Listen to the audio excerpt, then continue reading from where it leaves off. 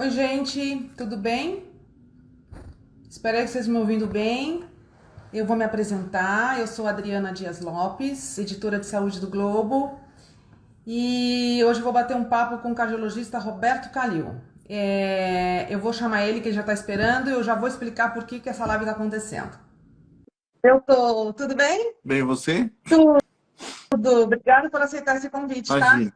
Prazer Tô estar aqui. nervosa aqui. Tô nervosa com você aqui. E aí? Camil, me dá um segundo, deixa eu só. Bom, primeiro, obrigada por aceitar esse convite, tá? É uma honra, tá? Você está inaugurando aí um projeto super legal da Não, gente, honra super importante. minha, viu? Ah, É uma honra para mim. que bom. Deixa eu falar então por que está acontecendo essa live e desse projeto rapidamente, tá? Essa live, ela pertence a um projeto do Globo, um novo projeto do Globo para assinantes, chamado Tem que Ler, tá? O Tem que Ler é o seguinte, a nossa ideia consiste em entregar matérias exclusivas para o assinante dos mais variados temas, tá? Nas mais variadas áreas, saúde, economia, política, Brasil, e também nos mais variados formatos, tá? Tá? Então, formatos de reportagens, entrevistas, vídeos, lives como essa, jogos interativos e tal. E começamos por saúde, que me deixa muito contente. É, e o Tem que Ser de Saúde é o seguinte, no qual o Roberto Calil está inaugurando. Durante 10 semanas, gente, se eu estiver falando muito rápido, vocês escrevam aí, tá? Que eu falo muito rápido. Durante 10 semanas, 10 médicos vão dar dicas, as suas dicas de saúde para o assinante do Globo, de forma assim, direta, simples, tá? E cada um, isso que é uma coisa que eu acho muito interessante, cada um uma especialidade, tá? Então, hoje é o cardiologista Roberto Calil, já vou dizer que o nosso próximo aqui, vou dar um spoiler, que vai ser a ginecologista Mariane Pinotti, tá? Que está nos assistindo aqui. E a ideia é que as nossas lives de saúde sejam às quartas-feiras, sempre ao meio-dia, tá? Vamos lá. Vou apresentar aqui o meu entrevistado, que dispensa apresentações, porque ele é famoso pra caramba, mas eu tenho que dar os Muito créditos dele, que é o famoso. seguinte. Roberto Calil é o presidente do Conselho Diretor do Instituto do Coração, INCOR, e diretor de cardiologia do Hospital Sírio-Libanês, tá? Calil, a gente pediu para os assinantes mandarem suas dúvidas para você com um estouro, cara, assim, mais de 100 perguntas interessantíssimas. Eu tinha uma baita dificuldade para selecionar, mas o que eu fiz? Meu critério foi selecionar as mais comuns, tá? As mais frequentes. Então, os leitores me perdoem aí se eu não vou contemplar todas, porque é impossível, foram muitas, então realmente foi muito legal, tá? Vamos lá, eu vou começar uma que foi a mais comum, tá? Que eu vou ali, eu vou escolher a do Anderson Guimarães, só que ela representa a dúvida de muita gente, tá? Que é sobre consumo de bebida alcoólica. Ele até detalha ali, ele fala, olha, eu consumo se eu consumir 2 long necks ou uma taça de vinho por dia, essa quantidade é segura? E aí as pessoas sempre perguntando, existe um limite de álcool seguro para a saúde do coração? Veja, o álcool em dose baixa, ele não faz mal à saúde. Claro que se você tem algum problema de saúde, sabe, e qualquer um na área cardiovascular, hipertensão, diabetes, sempre é bom, e você faz algum tratamento, ter orientação médica de uma nutricionista, entendeu? Em relação à alimentação saudável, primeiro. Tá? O álcool em dose baixa, ele não faz mal. Você é uma pessoa saudável, você não tem nenhuma contraindicação, não faz mal. O problema do álcool é dose alta de álcool. Né? Você falou, o que é dose alta? Tem gente que abusa muito do álcool. Então, que não tem você não vai ficar no dia a dia, nossa vida já é estressante, então você não vai ficar com conta-gota indo quanto de álcool eu tomei hoje, entendeu? Mas é uma coisa de coerência. Se você tem algum problema de saúde, sempre é bom consultar o médico, o teu médico, tá? Se você não tem, de uma maneira geral, uma dieta balanceada, com verdura, carne, você pode fazer uso de bebida alcoólica, né?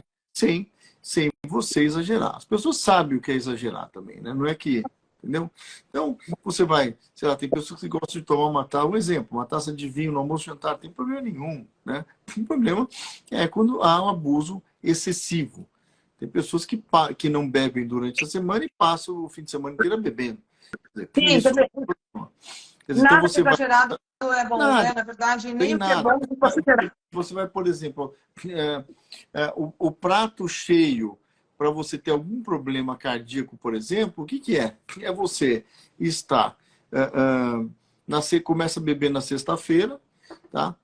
E já começa a abusar na comida, ainda fuma, passa a madrugada bebendo e comendo, e no dia seguinte, ainda por infelicidade, vai, sei lá, na praia, por exemplo, andar no sol de 40 graus desidratado. Perfeito. Tá, Então, é perfeito. coerência. As pessoas, veja bem, a doença cardiovascular é a doença que mais mata no mundo hoje, e há muitas décadas. E das principais são o infarto e o acidente vascular cerebral, que é o derrame cerebral. Veja, morrem 20 milhões de pessoas por ano no mundo. É muita gente. Né? No Brasil, por exemplo, morrem 3 a 4 brasileiros a cada 10 minutos de infarto. Nos Estados Unidos, infarta um americano a cada 40 segundos. Então, e se sabe que se você fizer uma boa prevenção, muitas dessas mortes poderiam ser evitadas. O que é prevenção? É exercício, não fumar, uma dieta saudável e controlar os fatores de risco. Né? Entendi. Quer dizer que são mortes que poderiam ser evitadas, né, com hábitos de Sim, vida, né? então vai lá beber seu vinho, sua cerveja, uma coerência. Né? Tá E as bom. pessoas hoje, graças ao que você está fazendo, o Globo está fazendo, têm conhecimento do que é bom e do que é ruim para a sua saúde. Né? O problema é que quem respeita? Pouca gente respeita. Né? Então, fazer exercício, por exemplo, o ideal é caminhar a passos leves, 4, 5 vezes por semana, mas as pessoas não têm esse rigor e não têm esse tipo de conduta, o que aumenta o risco de Perfeito. doenças.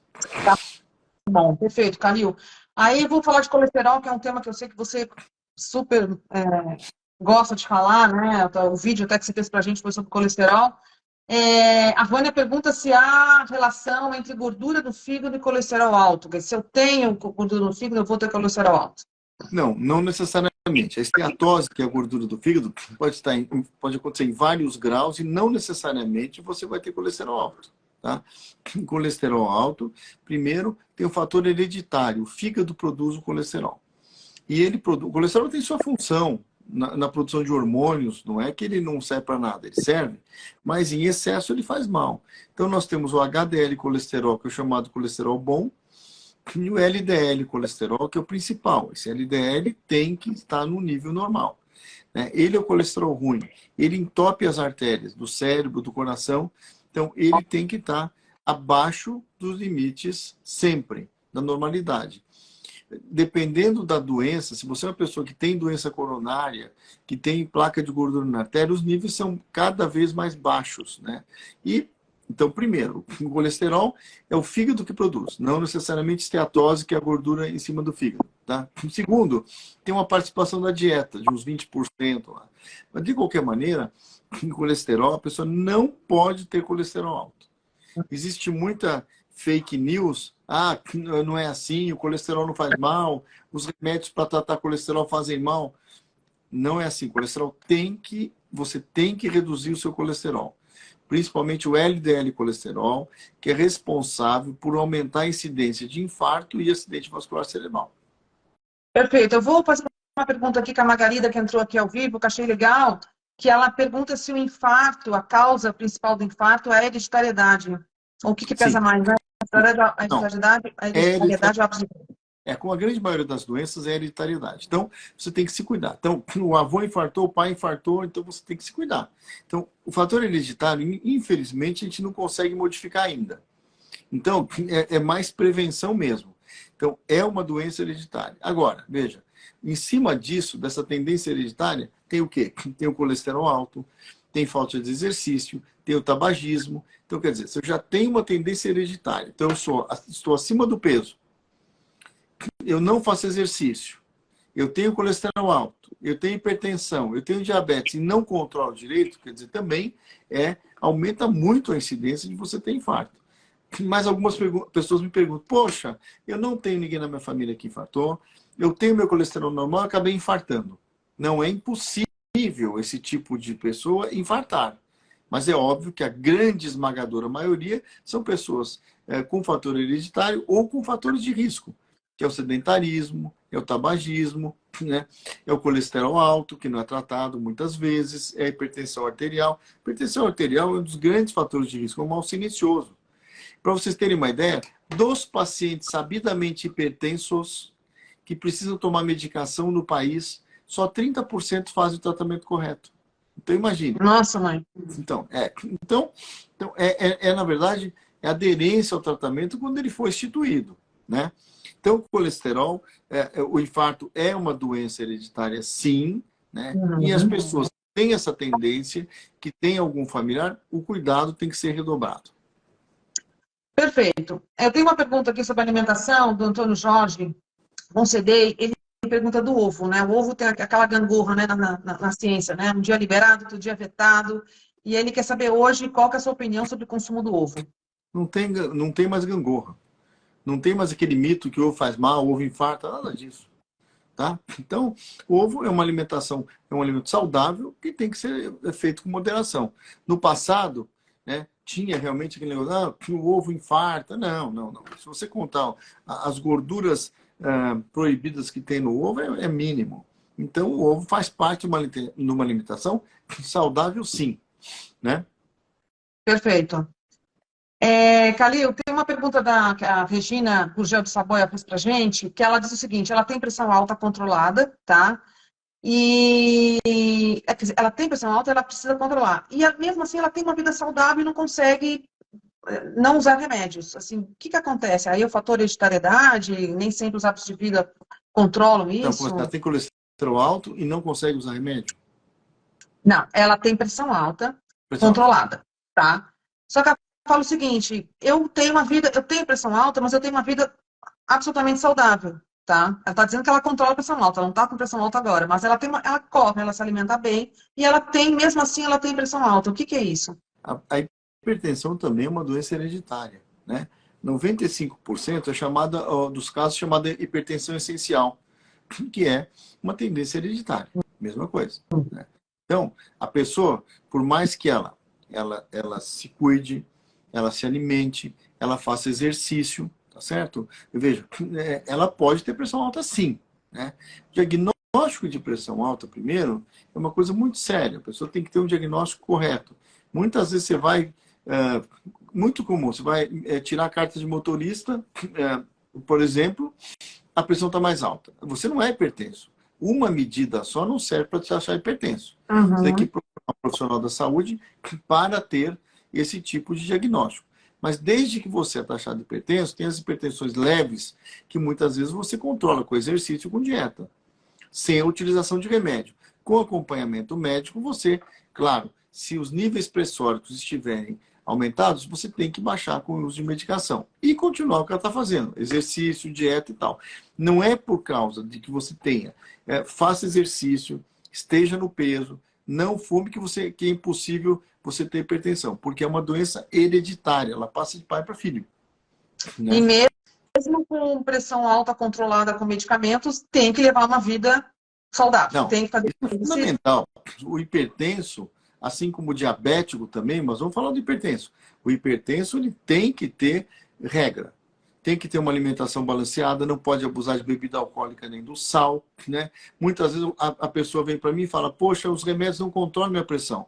Mas ele não faz exercício, ele abusa do álcool e abusa do sal. Aí é impossível controlar a pressão. Então, é uma gama de fatores. É prevenção por remédio, no caso, quando se necessita remédio, exercício e uma alimentação saudável. Perfeito. Eu tenho uma pergunta da Letícia, que é o seguinte: com que idade a pessoa precisa começar a fazer exames do coração, check-ups do coração, como eletro, tomografia, etc. Depende se a pessoa tem fator de risco ou não. Se eu tenho 30 anos de idade, meu pai infartou, eu estou acima do peso, eu sou diabético, hipertenso ou colesterol alto, eu tenho que começar a fazer com 30 anos. Né? Porque existe um mito que jovem não infarta. Jovem infarta sim. É claro que o infarto, a tendência é você, acima dos 55 anos de idade, aumenta a incidência do infarto no homem. Né?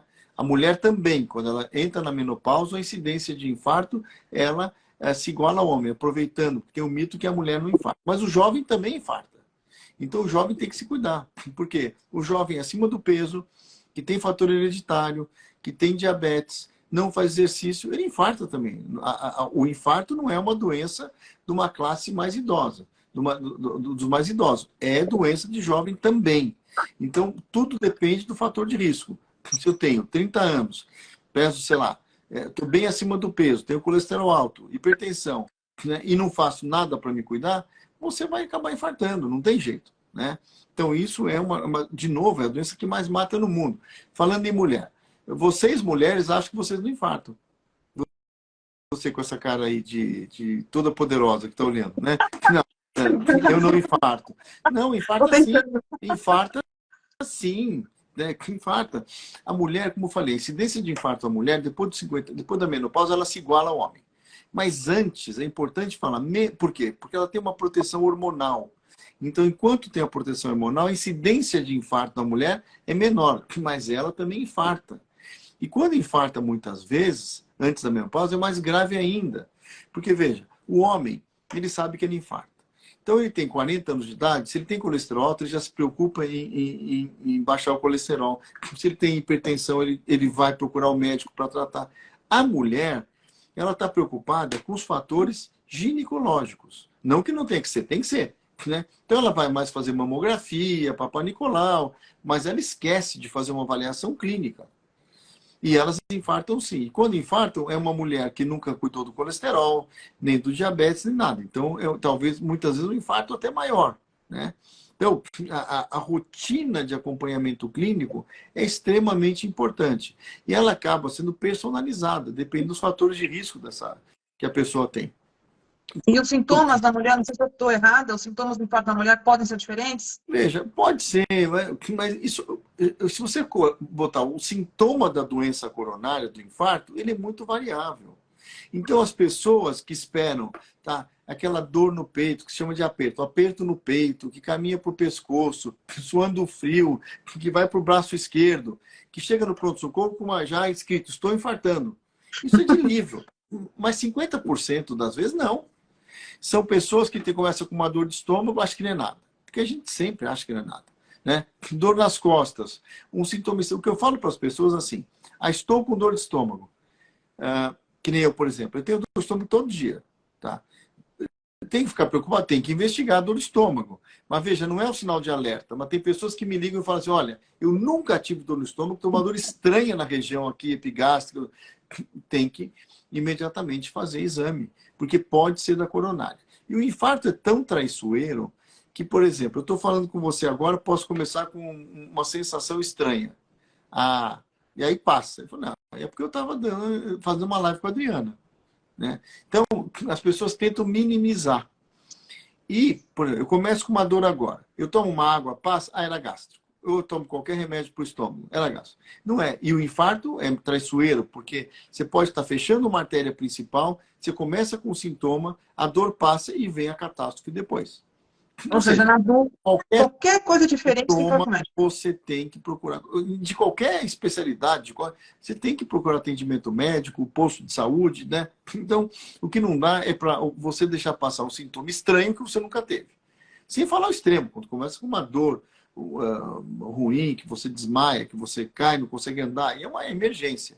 Aí sempre é o SAMU 192, que é o sistema que realmente funciona. SAMU 192. Emergência é isso. Perfeito. Eu vou sair um pouco do protocolo, só eu lembrei de uma vez uma história que você me contou, de um paciente que teve uma dor no dedo, na mão. Você lembra disso? Nossa, eu tô velho. Isso faz muitos anos. Isso eu não esqueci. Isso faz muito tempo, muito tempo. Faz, putz, sei lá, mais de, 25, 30 não, anos. Sei lá. Não, 25 nem praticamente que estava nascendo. Não, você estava nascendo. Não, mas faz muitas décadas. Tinha um paciente que ele foi no consultório e falou assim, eu tô com uma dor aqui no punho, né? Eu acho que é coração. Aí fez alguns exames básicos, um paciente jovem, de 30 e poucos anos de idade. Não, isso aí não é, sabe? Aí, como você vê que a dor é traiçoeira. E eu estava andando na rua um dia e encontrei com ele. Ele falou, olha, eu insisto, esqueci de falar. Meu pai também tinha dor nessa região, né? E acabou infartando. Aí falei, correndo para o hospital, e ele tinha obstrução grave na artéria, acabou sendo operado do coração. Mas é a realidade da realidade. É uma doença que muitas vezes é silenciosa. Para você ter uma ideia, se você pegar 100 pessoas que têm obstrução grave numa artéria do coração, 50% delas, a manifestação é morte ou infarto. Primeira manifestação. Ou o outro 50% você vai pegar no check-up ou a pessoa começa com sintoma. Então, é uma doença traiçoeira. Calil, tem uma pergunta aqui, voltando ao colesterol, que é o seguinte, perguntam por qual que é o remédio, o tratamento para baixar o colesterol mais rapidamente? E se a estatina para todo mundo? Não. Primeiro, estatina é um grande remédio, salva vidas. E existem fake news sobre estatina, que faz mal isso aqui. Não. Estatina é um remédio feito para se tomar a vida inteira. Claro que com acompanhamento médico. Mas se você tem colesterol alto, por exemplo, eu não tenho fator de risco, eu apareço com colesterol alto. Primeiro se tenta exercício e uma dieta, orientação de dieta. Por alguns meses. Se não baixar, você tem vários tipos de medicação. Entre elas, como você falou, a estatina, né? Se não resolver, hoje em dia tem remédios de aplicação subcutânea, injeções subcutâneas, que são os anticorpos monoclonais. Tem vários tipos, inclusive. Então, o que não pode ficar com o colesterol alto? O colesterol tem que estar no nível normal ou muito abaixo do nível normal se você tem alguma doença coronária, né? Placa de gordura nas artérias. Então, tem uma gama de remédios. Hoje se controla, são remédios, inclusive as estatinas, disponíveis no SUS. Então, estatina é usado no mundo inteiro há décadas e cientificamente comprovado que as pessoas que tomam estatina, que abaixam o colesterol, a incidência de infarto é menor. Isso não é discussão. Por mais perfumaria que existe em torno disso, que estatina faz mal, que estatina causa câncer, veja, qualquer medicação tem seu efeito colateral. Mas se você tem colesterol alto, você tem que abaixar. Com estatina, com dieta, com o que for. Perfeito. Uma pergunta aqui do Edson Ferreira é específica, mas eu... Muitas vezes a estatina, um dos efeitos dela é da dor muscular. Sim. Sim, efeito colateral. Tem pessoas que não... O efeito colateral dela, grave, é muito pouco. Mas tem pessoas que têm dor, que não conseguem tomar. Aí parte para outro tipo de medicação alternativa à estatina. Perfeito. É pouco, né? São 5%, se não me engano, não? Pouco. Calil, eu tenho uma pergunta específica aqui, mas eu vou fazer, que eu acho que representa bastante gente. Do Edson Ferreira.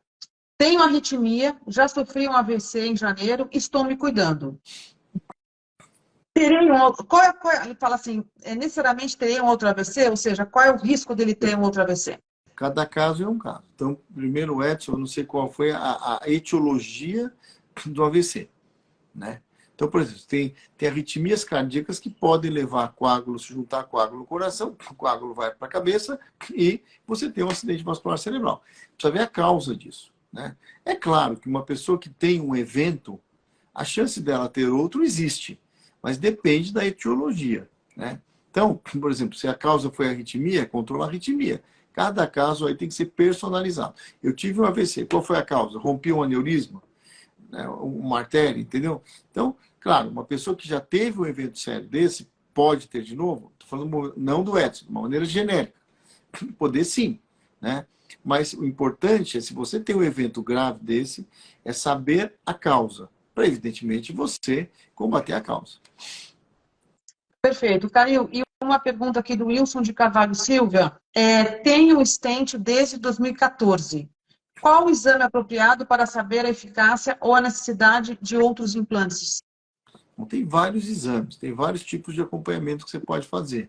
Primeiro, a prevenção, né? Mas só pergunta, tem métodos de imagem, tem métodos de ecocardiografia de estresse, o teste de esforço, que é o ergométrico, uma cintilografia com esforço, tem uma angiotomografia das artérias do coração, que é um exame não tão recente, mas é um exame muito eficaz na detecção de como está seu stent. Então, o seu médico vai saber te pedir, né, o exame ideal para você acompanhar essas angioplastias que você fez no passado. Calil, tá muito legal nossa live, mas eu vou fazer uma última pergunta aqui para encerrar. E eu peço desculpas aí, que muita gente mandando pergunta aqui ao vivo, e, enfim, mas infelizmente não dá para demorar muito, né? Para ser eterna. Tem uma que é bem interessante. Eu não tenho Hã? pressa. Eu só estou à disposição, Adriana. Vamos ficar mais um pouco, então. Tem uma aqui, isso é raro, hein, ouvir dele, hein? Isso é muito raro. Cara, mas tá muito legal. Você não tem noção como as pessoas estão interessadas por isso, assim, milhões de perguntas, assim. Eu tô fascinada, tô mesmo. Porque é um assunto muito pertinente mesmo, né? Vamos lá. Cláudia Pereira Ribeiro. Minha pressão é boa, não fumo, não bebo, meus exames estão normais, mas perdi meu pai com infarto fulminante aos 50 anos. Corro risco? Risco é uma palavra que eu digo para os pacientes. Eu corro risco. Você está correndo risco a qualquer momento, de qualquer coisa. Então, risco é uma palavra que sempre corre. É óbvio. A Cláudia, né? Cláudia Pereira Ribeiro. A Cláudia perdeu o pai cedo, com 50 anos de morte súbita. Na grande maioria das mortes súbitas é o infarto agudo do miocárdio. Então, evidentemente, a Cláudia é uma pessoa que tem que fazer uma prevenção mais precoce e exames mais precoces, né? Então, ver como é que está o colesterol e fazer testes diagnósticos, não que a Cláudia tenha o problema, mas ir um pouco mais a fundo nisso, porque é um fator hereditário importante. Um pai teve morte súbita com 50 anos. Perfeito. Aí, uma pergunta do Adolfo: por que os jovens infartam? Jovens aparentemente saudáveis, né? Porque eles já têm um problema? Aparentemente saudável. Porque a doença Aparentemente saudável. o depósito de gordura nas artérias pode começar logo depois da adolescência. Então, como falei, por que jovem infarto? Se é um jovem que está acima do peso, que tem colesterol alto e não cuida, ou não sabia, que é diabético e não sabia ou não cuida, ele pode infartar. Então, os jovens infartam também, sim. É claro que é uma doença da terceira idade, mas o jovem infarta sim. Então, pode infartar? Pode.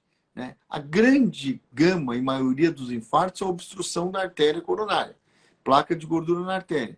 Mas, às vezes, o uso de droga, por exemplo, pode levar a um espasmo da artéria, formar um coágulo e a pessoa acaba infartando. Então, tem várias outras causas de você ter o entupimento da artéria. Porque as artérias coronárias são canos que levam sangue para o músculo do coração. No que elas fecham, falta sangue e a pessoa infarta. Agora, veja, o jovem infarta sim. Ou seja, as pessoas têm que se cuidar. A mulher tem que se cuidar, a mais jovem sim. O jovem tem que se cuidar sim. As pessoas têm que se cuidar, não só do ponto de vista cardíaco, como um todo. Né?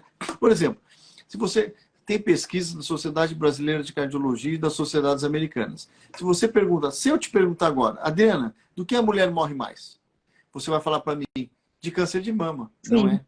Muito mais de infarto do que câncer de mama. Não quer dizer que não tem que fazer prevenção, mamografia, essas coisas. Mas não pode esquecer da parte cardiovascular.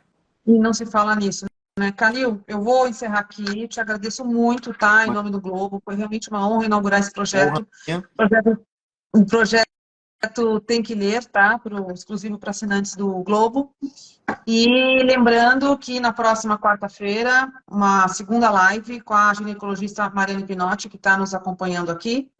E segunda-feira, nos sites do Globo, as 10 dicas da Mariane Pinotti. Muito bem. Obrigada, viu, Calil? Obrigado a todos. Bom dia a todos. Beijo, obrigada. Tá.